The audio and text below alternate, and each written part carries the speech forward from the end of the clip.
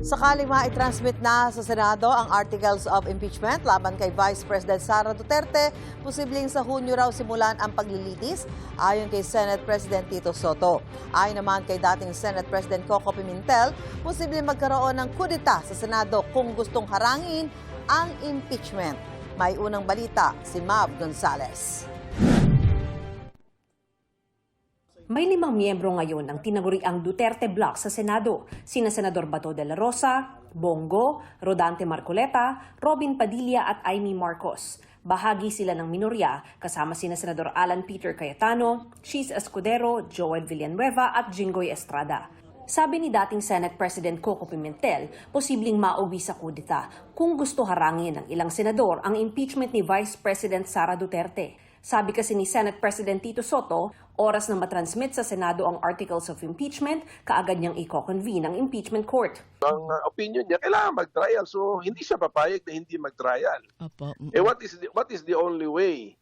What is the only way na ma-enforce ng majority kung ayaw nila mag-trial? Ang laki ng minority ngayon, 15 versus 9 eh. Opo. O, tandaan mo na you only need 13 votes to elect the Senate President or to elect a new Senate President.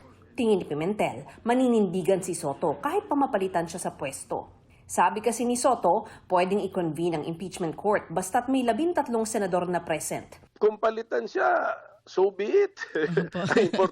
ang importante yung lugar niya sa history, sa kasaysayan na mapakita niya sa mga apo niya siguro na tama yung paninindigan niya kahit na ang kapalit losing the position. Tingin ni Soto, walang mahabang debate kung magkaroon ng trial sakaling umakyat sa Senado ang Articles of Impeachment laban kay Duterte. Kung matuloy, gusto ni Soto ng pre-trial para maayos at mabilis ang proseso at wala ng sorpresa. Tingin niya sa huling linggo ng Hunyo ang pinakamatagal na pagsisimula ng impeachment trial, basta't walang magde-delay. Para makonvict at matanggal sa pwesto ang bise, kailangan ng 2/3 na boto mula sa lahat ng miyembro ng Senado na tatayong senator judge.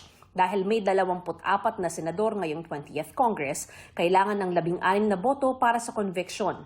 Kinukunan din namin ng pahayag si Cayetano pero wala pa siyang tugon. Si De La Rosa na tatayo ring senator judge, wala pa ring pasabi kung papasok na siya.